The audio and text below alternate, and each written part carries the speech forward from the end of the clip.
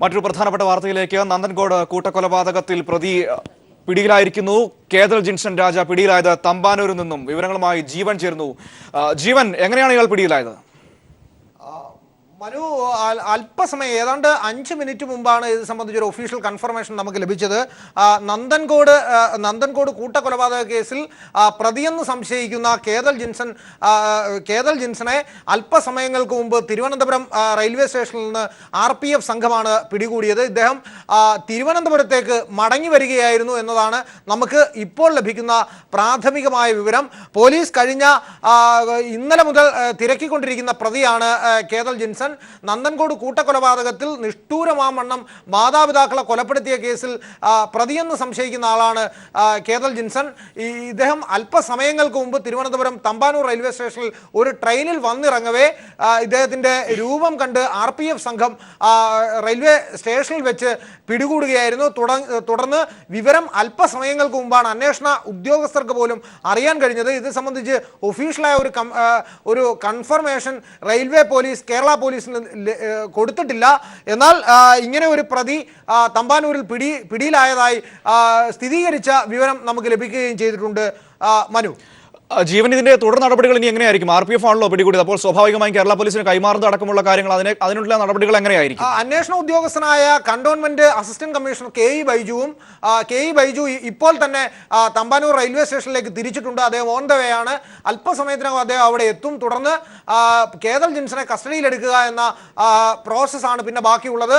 Police അവിടെ എത്തിയാൽ ഉടൻ തന്നെ കേതൽ ജിൻസനെ പിടികൂടി പോലീസിന് ഹാൻഡ് ഓവർ ചെയ്യേണ്ട ചില സാങ്കേതികമായ നടപടിക്രമങ്ങൾ മാത്രമാണ് ഉണ്ടാവുക.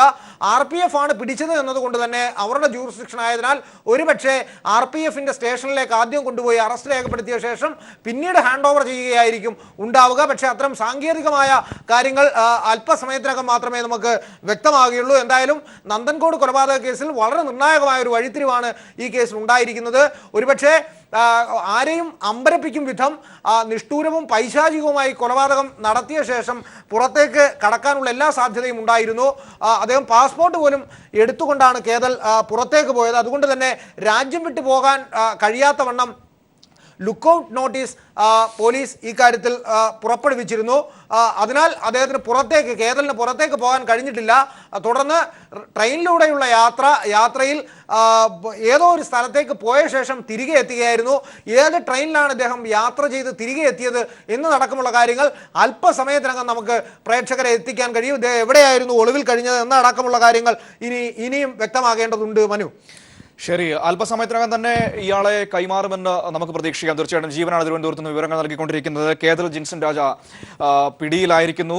തമ്പാനൂർ റെയിൽവേ പോലീസാണ് ഇയാളെ പിടികൂടിയിരിക്കുന്നത്. ഏതോ ഒരു ട്രെയിനിൽ എവിടെയോ പോയി വന്നിറങ്ങുകയായിരുന്നു. കൂടുതൽ വിശദാംശങ്ങൾ ഇതുവരെ പോലീസിന് പോലും കൃത്യമായ രീതിയിൽ അത് ഐഡന്റിഫൈ ചെയ്യാൻ കഴിഞ്ഞിട്ടില്ല. അല്പസമയത്തിനകം തന്നെ ഇക്കാര്യത്തിൽ കൂടുതൽ വിശദാംശങ്ങൾ പ്രേക്ഷകരിലേക്ക് എത്തിക്കാൻ കഴിയുമെന്ന് തന്നെയാണ് കരുതുന്നത്. ഏതായാലും വളരെ നിർണായകമാണ് ഈ ഒരു വിഷയത്തിൽ. സ്വന്തം മാതാപിതാക്കളടക്കം 3 പേരെ കൂട്ടക്കൊലപാതകം നടത്തിയതിനു ശേഷം 4 പേരെ കൊലപാതകം നടത്തിയതിനു ശേഷം ഇയാൾ ഒളിവിൽ പോവുകയായിരുന്നു. എന്താണ് സംഭവിച്ചത് എന്നുള്ള കാര്യങ്ങൾ ഇനി ഇയാളെ ചോദ്യം ചെയ്തതിന് ശേഷമേ മനസ്സിലാക്കാൻ കഴിയുള്ളൂ. ഏതായാലും അന്വേഷണ ഉദ്യോഗസ്ഥനായ cantonment AC K E Baiju അങ്ങോട്ടേക്ക് തിരിച്ചു കഴിഞ്ഞു. അല്പസമയത്തിനകം തന്നെ കേരള പോലീസിന് ഇയാളെ ഹാൻഡ് ഓവർ ചെയ്യുമെന്നാണ് നമുക്ക് അറിയാൻ വേണ്ടി കഴിയുന്നത്. അതിനുശേഷം അല്പം ചില നിയമപരമായ ഫോർമാലിറ്റീസ് ബാക്കി ഉണ്ടാകും. വളരെ വേഗത്തിൽ തന്നെ അന്വേഷണ ഉദ്യോഗസ്ഥരുടെ കയ്യിലേക്ക് കേതൽ ജിൻസൺ എത്തും എന്ന് തന്നെയാണ് നമുക്ക് അറിയാൻ വേണ്ടി കഴിയുന്നത്.